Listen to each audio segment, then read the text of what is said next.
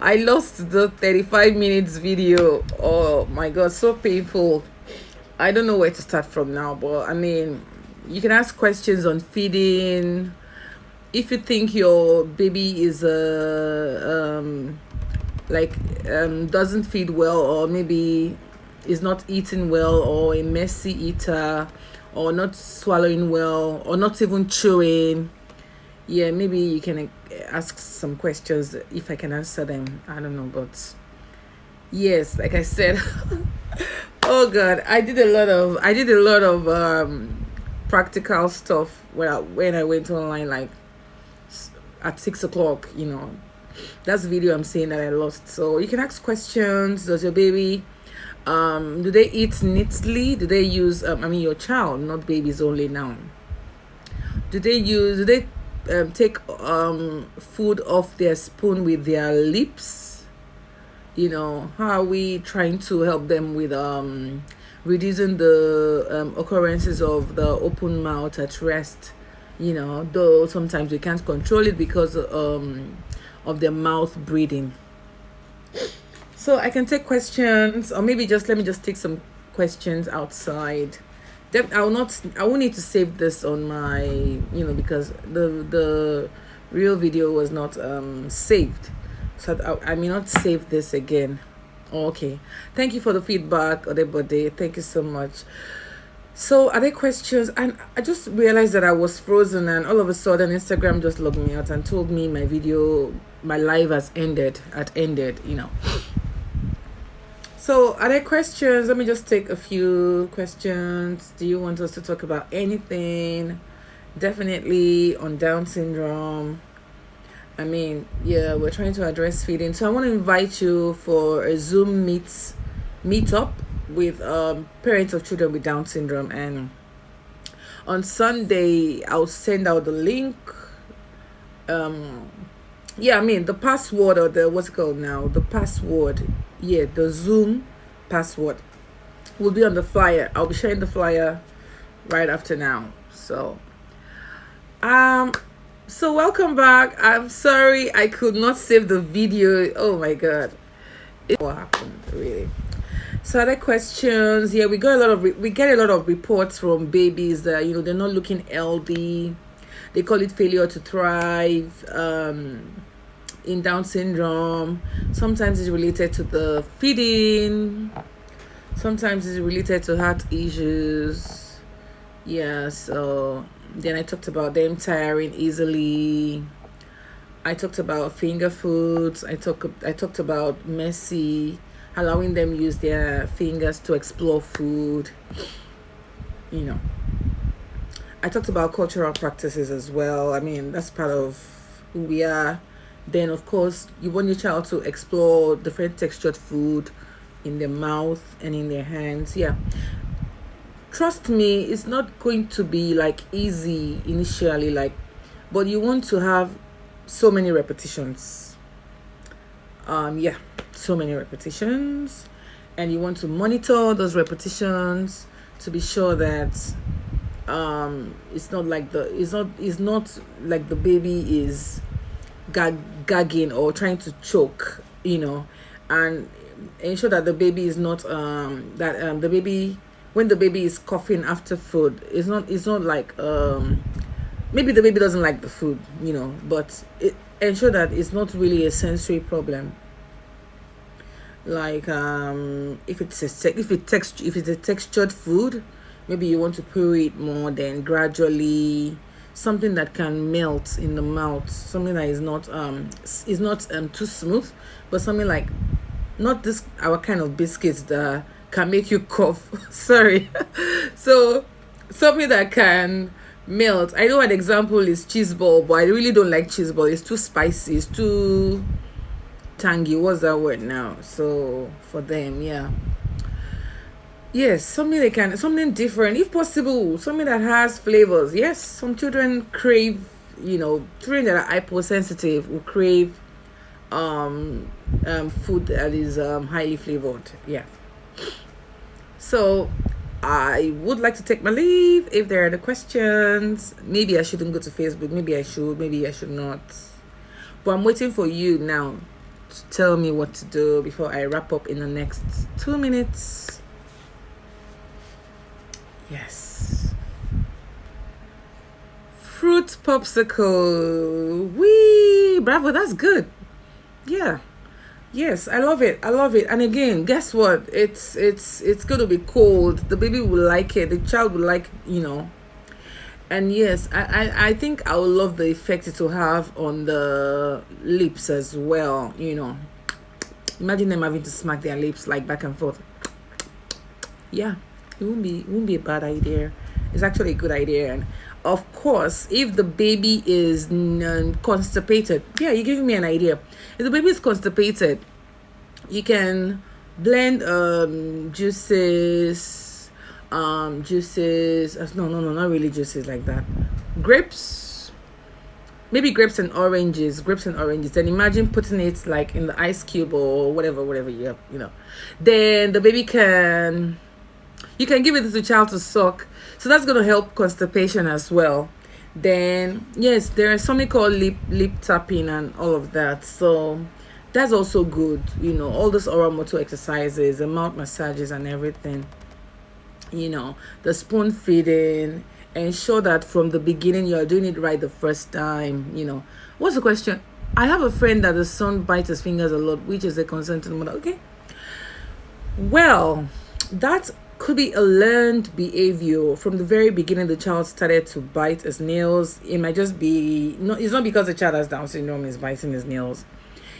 It's not because the child is copying someone biting his nails and he's biting his. I bit my nails as a child. I really did. In fact, my brother too did, and I still see some adults that have freshly bitten fingernails. So I mean, what I'm trying to say is that yeah, it's becoming like a habit. It's become a habit, and so the mother needs to keep trying all different types of things they've tried for us as well growing up and everything. But I think generally it's like a habit. Some people put bitter leaf around the fingers. I think that's the cultural practice in our days, like those days, like some. Yeah. So for biting of the nails, we want to know why the child bites the nails. If we want to look at it as like a behavioral, from a behavioral point of view, okay, how do we address this behavior? So you want to know, when does the child bite his nails? Is it when he's bored, all of a sudden it starts biting the nails? Is it when he's angry? Is it when he doesn't want to do anything? Or so in this case, if I'm going to address this, looking at it as a behavior that we want to stop, we have to find a way to replace it. Biting of nails. What can you replace with biting of nails? Okay, maybe playing with a phone. Maybe playing with a phone will help reduce biting of the nails. Then you want to do that. Oh, then maybe the child. How old is the child, if I may ask? So for me, the way I'm going to turn that around is to replace it with a positive behavior. I could like look for an activity like painting or water play, just water play, and you want the child to know that, oh, don't bite your nails, so we can do water play. So water play means you can put bubbles, shampoo, whatever in water, then you splash. Yeah, it's not like the child will not go back to bite his nails, but this replacement of this behavior is what you want to do continuously. Like so you want to keep changing it to a kind of play the child likes. So if playing game, after playing the game, the child is bored, then goes back to bite his nails, then you want to say, oh, you can bite your nails. Okay, 18 months. Really? 18 months? Biting his nails already? So what else does the child like to put in his mouth, if I may ask? So those are the questions I'm going to be asking. Okay, what else does the child like to put in his mouth? Can they make mealtime fun so that the child is doing a lot of picking of food in his mouth instead of biting his nails? So you can have a messy play, put also 18 months here. So you can put, so if the child likes food, or maybe the child's best food, or maybe you can make the child's best food for the child, and if the child is very hungry, then serve it on a tray, like a flat tray, and let the child do finger feeding. Because if I say use a spoon, it won't stop the child from biting his nails. So let the child understand that you can put food in your mouth like with your hands, but you don't have to bite your nails. Since it's 18 months, receptive skills might not be top like range and everything. Expressive skills maybe that okay is trying to tell you something. If you don't answer, is biting his nails. So you want to also find out why, when does it bite his nails, at what point does it bite his nails, what causes that behavior. So the root of the cause of that behavior is what you want to identify now. Root cause of behavior, antecedent, what leads to what happens just before he bites his nails. So there's a lot of observation the parent needs to do there. Just before he bites his nail, what was he doing just before he starts to bite? Just so keep watching him. When does he bite his nails? Is it any time? Because for 18 months, like this is the first time I'm hearing an 18 months biting his nails. Yes, and another thing again, does he have Down syndrome? If yes, from the moment like you see a negative behavior, like or a behavior that that is not acceptable, like biting nails is like a behavior that is like a habit, but it can be stopped. But because sometimes children with Down syndrome don't know when they have when they should stop some kind of behaviors, and they don't know when it's appropriate, or especially age appropriate behaviors, they will continue if you don't stop it from the very beginning that you see that behavior. So from the very beginning that they noticed it, what did they do about it? And then, like I said, you want to know, you want to give consequences. It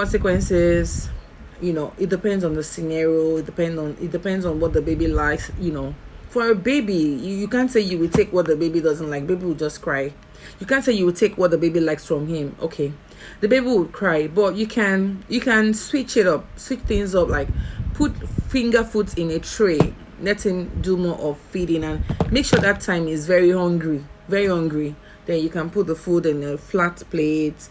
Then it's using his fingers to make a mess. You're communicating, talking to him, more food. Oh, it's yummy. Or because now you want to seize the opportunity for him to have a good time feeding. Then you want to introduce pre-language skills. Feed mommy. Then she can also introduce the boy picking food from the plate and feeding her with his hands. Now, take note that sometimes holding a spoon, they may not like that feel. They may not like that anything touching their fingers. They want you to do the feeding, do everything. So you can also introduce because it's 18 months, so they need to do some finger massages for him from time to time. Then introduce him holding toys, putting toys in his mouth instead, putting a spoon in his mouth instead. So let him always have something he's holding.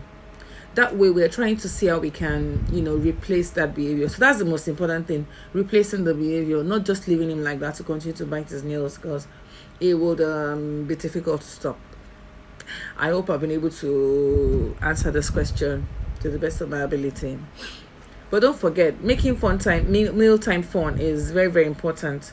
Let there be food all over. Since it's 18 months, he can sit in a high chair, put different types of food in his tray. Then he can have water play, lots of water play in the bathtub. He can have bubble bath. He can, supervised and everything, supervised, highly supervised. Let him just make use of his fingers to do stuff. He can do finger paints. It's like, so just keep occupying him. Let him use his fingers, because someone that is biting his nails already, like, okay. Yeah, so I mean, but with all the things I've told you, I think if you try this and that, this or that, one of it should work. But it's so interesting. 18 months. Wow. I don't know. If you tell me it's sucking, I'll be like, okay, yes, it's sucking his fingers, like the sucking his thumbs, sucking his, like that. I mean, I will know that, okay, we'll just give it time. After some time, try to see. Yeah, definitely everything you want to do is, just to replace it.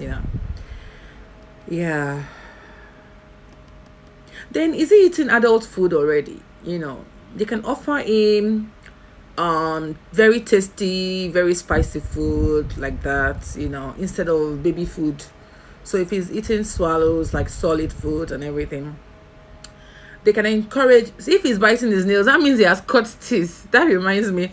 So they can start encouraging him to take a bite, like take a bite on biscuit, take a bite on banana, take a bite on carrots, take a bite on, just let him continue to explore. If he needs, if it's someone that needs more of oral input, then they can give him spicy food. You can give him spicy food. You can even put banana. I don't, just explore. Like, you can mash it up. You can mash the banana up. Then he can use his fingers to feed himself with the banana mashed and everything. If he has teeth, if he's cut it already. If he's cut teeth, you can you can learn to take a bite on food or maybe toys. So let's check. Is it that he loves to explore, put all sort of stuff in his mouth, and he's not seeing things to put in his mouth? That's why he's biting his nails. But biting his nails is really, really, I don't know. So thank you very much. Okay, all right. I think I should take my leave now. Funke, are you still here, Funke Key? How are you doing? All right. Thank you everyone for staying back. Okay, are there any more questions? Okay. Yes, so when you're trying to transition, to solid, it wouldn't just happen in a day. Just don't give up. Like, yeah, so what you can do is just to give choices. And okay, thank you, Funke, for your response. Giving choices, now I realize that it's worked a lot for me, even when it has to do with difficult behaviors. Like, you just give choices, keep giving choices. Thank you, Funke. I miss you so much. I know. So giving choices, like, honestly, works like magic for me sometimes. And even for babies, like, they already know that, okay, this is it. Do I want water or juice? They will always want to pick juice, but then you can do something like, do you want water or banana? So two good choices. If you're trying to take away something, a negative behavior, just keep giving, like, okay, so do you, like, if your child wants to jump on the trampoline and maybe it's late and you want him to come in, so you can give something like, do you want to have dinner or take a shower? Of course, he will not want to take a shower. Okay, if he doesn't want to take a shower, okay, do you want to have dinner, then play with my phone? Or do you want to have dinner, then play a game? Things like that. So try and look for those choices that that there are two positive choices. Like, okay, you can even say, oh, maybe the child wants to be outside. Okay, you can say something like, do you want to walk the dog outside? Instead of just being outside. Like, I remember 2 days ago, I was calling my daughter to come in. She refused. She was like trying to play ball, and she's surrounded by boys. So I now said, okay, if she won't come in, okay, and I was told her to go and put on her sneakers. She said no. So eventually I couldn't win the battle. Then one thing again is, you choose your battles. So eventually she hurt her toe, big sore and everything. She cried to me and everything. So we had to go over the whole scenario again. I painted it back to her that, okay, you should not play the football with your slippers. So we painted the whole thing. Then we picked out learning points. Like, I just believe that, okay, tomorrow she will obey. But it's not like she will obey me tomorrow. But that moment was a teaching moment for me. And after she got herself hurt, and I just had to play back why she got herself hurt. If she had answered me, if she would have chosen another play or something, or worn her sneakers. So let every opportunity be a learning opportunity. What if he doesn't take fruits or any juices? So what do you really want him to do? What is the thing you want him to do? If he doesn't take fruits or any juices, you should actually find a way to introduce him to fruits. Okay, so for children with Down syndrome, you want to be careful with introducing fruits, especially, okay, your son has cut teeth, but let me talk about someone that has cut teeth. Okay, yeah. So even though you want to you still want to chop like grapes, because they can choke easily. You don't know, and what can cause that choking to just happen all of a sudden. And then I keep telling people that work with them that, oh, you guys need to know how to do CPR. Excuse me, because Yes, I did my CPR training a long time ago, pediatric first aid. But I think we need to keep refreshing them, even mothers. And that thing is not common in Nigeria. And it really, really makes me sad because they can choke. Anything can happen at any point in time. Ordinary slapping their back could help, could be a saving, could save the day, you know. So if he's not taking fruits, you can encourage grapes. Grapes are very yummy and juicy, you know. You can cut them up, give it to him. If he's chewing, he can chew.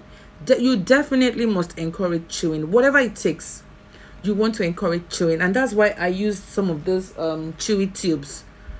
I get them from Talk Told, and again, feeding is so important because that's where they will get most of their nutrients from, especially children with Down syndrome. You know, I believe that's where they'll get most of their nutrients from because they're going to be dealing with some things that we don't even know. They can't even express to us. You know, you will know if your child has constipation. It's glaring. You will see it.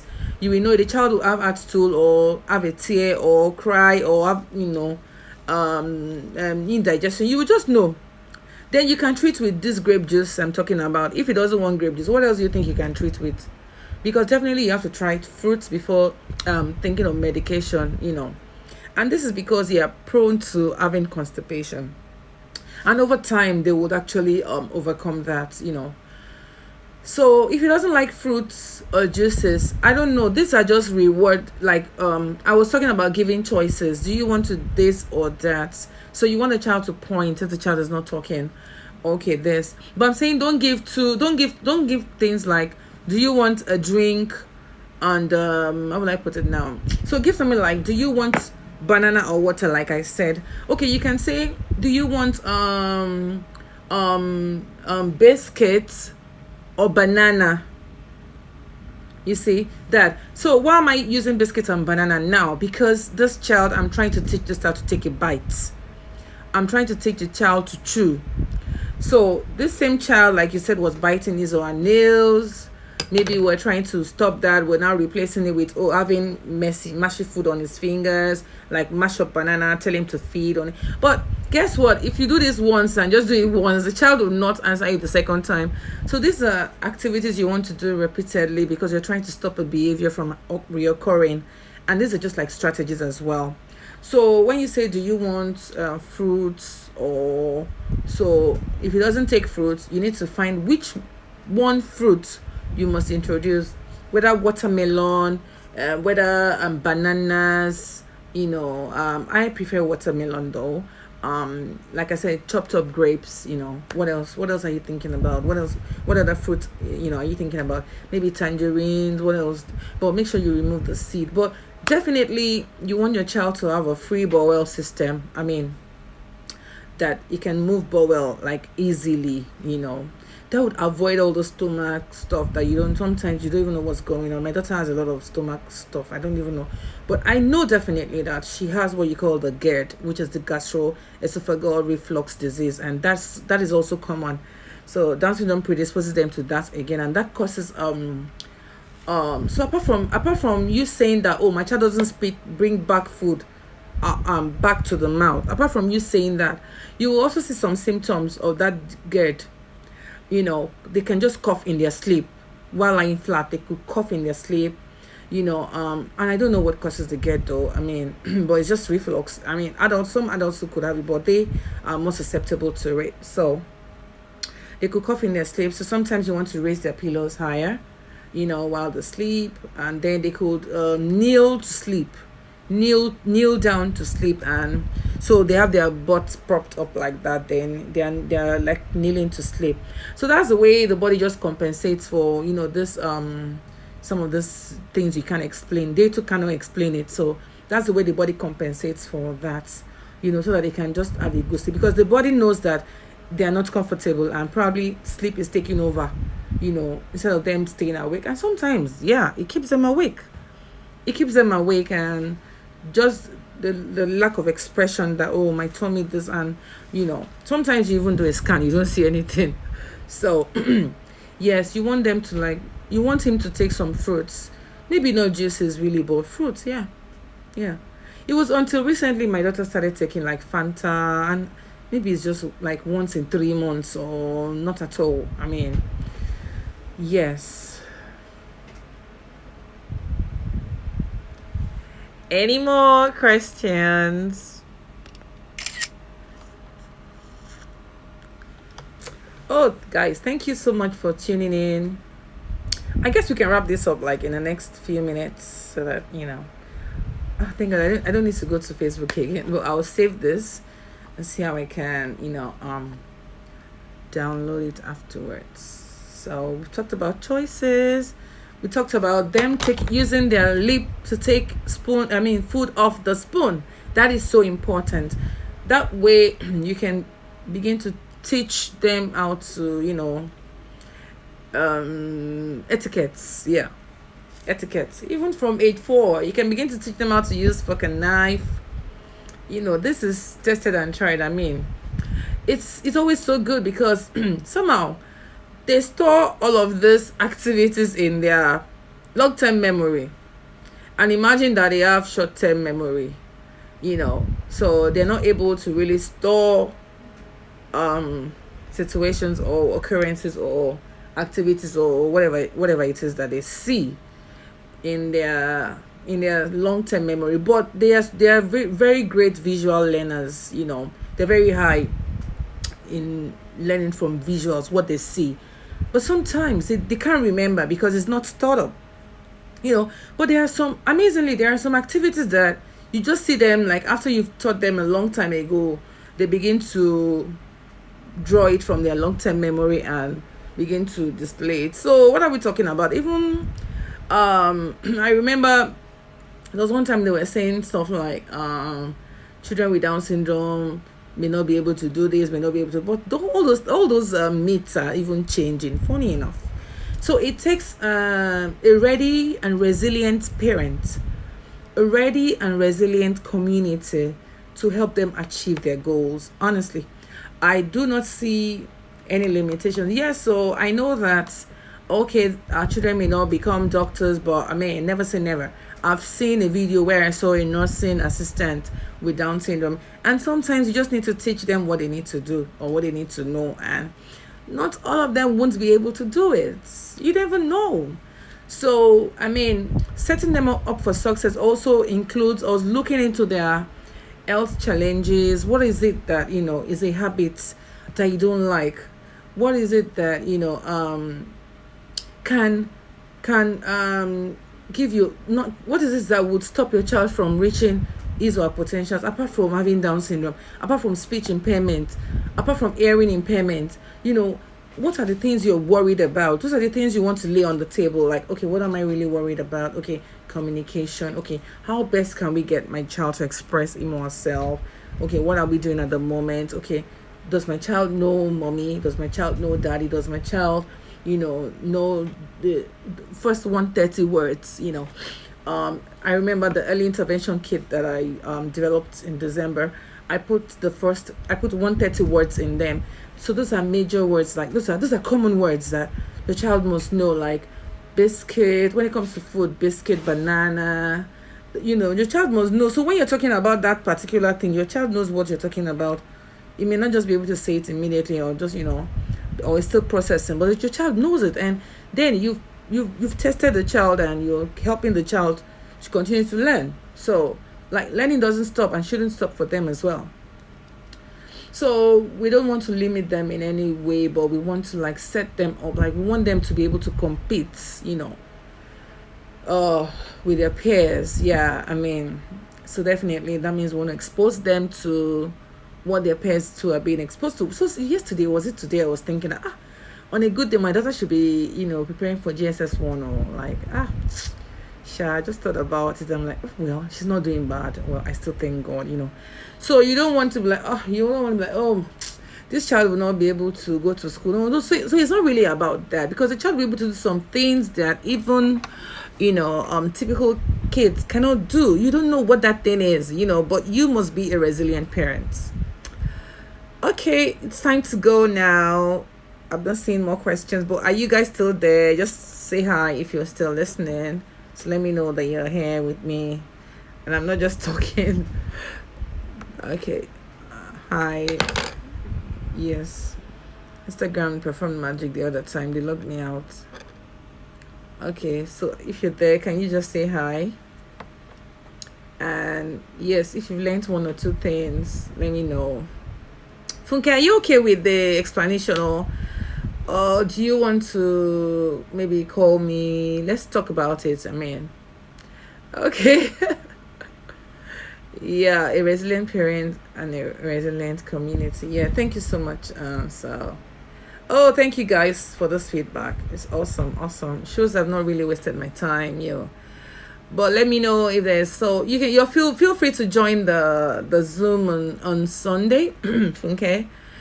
And I think we should do more talking. Like, let's keep talking about it. The more we talk about it, the more the community knows that, they're here to stay. Really, they're here to stay. Yes, they're here to stay. And I think the more they would give them opportunities as well. Yes, because what we want actually are success stories, right? Yeah.